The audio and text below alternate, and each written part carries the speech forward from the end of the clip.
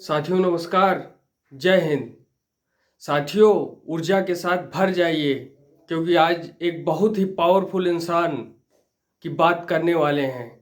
आज गेरुआ कलर पहन करके मन जोश और ऊर्जा से भर गया है और मुझे विश्वास है कि ये कहानी, इस पर्सन की कहानी आपको ऊर्जा से भर देगी। आज बात करेंगे सरदार मिल्खा सिंह की। साथियों, सरदार मिल्खा सिंह का जन्म गुलाम भारत में हुआ था। जब बंटवारा हुआ तो उनका उनका जो है घर पाकिस्तान के बॉर्डर के उस पार जो है स्थित था। तो वहाँ पर जब दंगा होने लगा, सिख समुदाय को जो है टारगेट किया जाने लगा, तो वहाँ पर उन्हें अपने बाबूजी की भी जान गंवानी पड़ी, भाई बहन की भी जान गंवानी पड़ी। फिर वहाँ से भागते भागते भागते भागते मिल्खा सिंह भारत आ गए, जहाँ से उन्होंने अपने जीवन की शुरुआत की और अपने देश में ही रह करके एक नया कीर्तिमान स्थापित करने का प्रयास किया। साथियों, मिल्खा सिंह रेस में तेज नहीं थे, भागते तेज नहीं थे। उनकी सफलता का कारण उनके पास हमेशा कोई ना कोई गोल होता था। पहली बार वो इंडियन आर्मी के क्वालिफाइंग रेस में जीतने का कारण उनका तेज भागना नहीं था।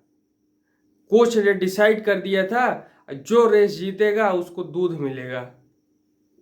मिलेगा और उसके साथ एक उबला अंडा मिलेगा। उस एनर्जी को पाने के लिए, दूध को पाने के लिए, क्योंकि मिल्खा सिंह बहुत सामान्य गरीब परिवार से थे, उस दूध को पाने को उन्होंने अपने दौड़ने का लक्ष्य बनाया और फिर उसे दूध को प्राप्त करने के लिए वो क्वालिफाइंग रेस को जीत गए। फोकस ऑन गोल, ये उनका मूल मंत्र था, क्लियर फोकस। बिल गेट्स का कहना था कि मेरी सफलता का कारण मैंने बड़ी ही कम चीजों पर अपना फोकस किया। वो जो है जब ऑस्ट्रेलिया के अंदर हार गए थे तो ऑस्ट्रेलिया से लौटे तो एयर फ्लाइट पे ही कोच ने उनको गोल लिख कर दे दिया 45.9 का, कि इसे आपको तोड़ना है। भगवान गुरु नानक देव के चरणों में उन्होंने 45.9 को सजा दिया कि मुझे इस रिकॉर्ड को तोड़ना है। पहाड़ों पर प्रैक्टिस किया, दौड़ते रहे, मुंह से खून निकल आया तो कोच ने कहा मुझे फिर से वो लोग चाहिए, और वो दौड़ करके लोगों के पास पहुंचने का प्रयास किए। साथियों, ठीक इसी प्रकार से अरुणिमा सिन्हा ने अपने दिमाग में गोल सेट करके जीवन और मृत्यु से लड़ाई लड़ करके माउंट एवरेस्ट की ऊंची चोटी को फतह किया था, क्योंकि उनका दृढ़ इरादा उस पर्वत से भी बड़ा था। साथियों, दूसरा गोल मिल्खा सिंह का था, दूसरा लेसन प्लान था आइडेंटिफिकेशन ऑफ डिस्ट्रैक्शन। ऑस्ट्रेलिया के प्री क्वालिफाइंग रेस का हारने का मुख्य कारण डिस्ट्रैक्शन था और उनको अपना डिस्ट्रैक्शन पकड़ में भी आया।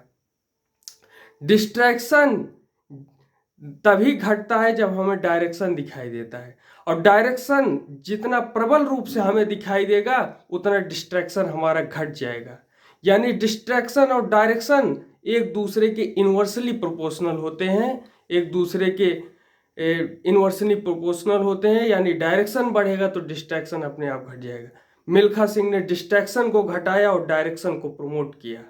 पाकिस्तान के कोच ने कहा, मिल्खा सिंह, ये तुम्हारी जिंदगी की आखिरी रेस हो सकती है। मिल्खा सिंह ने बड़े ही विनम्रता और सहजता के साथ जवाब दिया, दौड़ूंगा भी वैसे ही। और फिर वो ऐसा दौड़े कि फ्लाइंग सिख का नाम मिला, उनके नाम पर एक दिन की छुट्टी घोषित की गई और युगों युगों तक कीर्ति उन्होंने स्थापित करने का कार्य किया। तीसरा लेसन प्लान है रेज योर स्टैंडर्ड। प्रूव नहीं करना है, हमें इम्प्रूव करना है। Improve your self. कोई भी लक्ष्य हमेशा अपने आप को इम्प्रूव कर। उनका जो तरीका क्या था, पहले वो दौड़ते थे तो दौड़ करके वो पसीना बहाते थे। पहले जो है पसीना बंडी में भीगता था, फिर पसीने को उन्होंने मग में निचोड़ना शुरू किया। पहले मग को भरा, फिर उन्होंने बदल दिया सिस्टम कि अब मग को नहीं, अब बाल्टी को भरना है। इतना दौड़ूंगा कि पूरी बाल्टी को भर दूंगा। और उस तरीके से उन्होंने स्टैंडर्ड को इम्प्रूव किया। कोई भी लक्ष्य इंसान के प्रयासों से बड़ा नहीं है, हारा तो वो है जो इंसान कभी लड़ा नहीं है।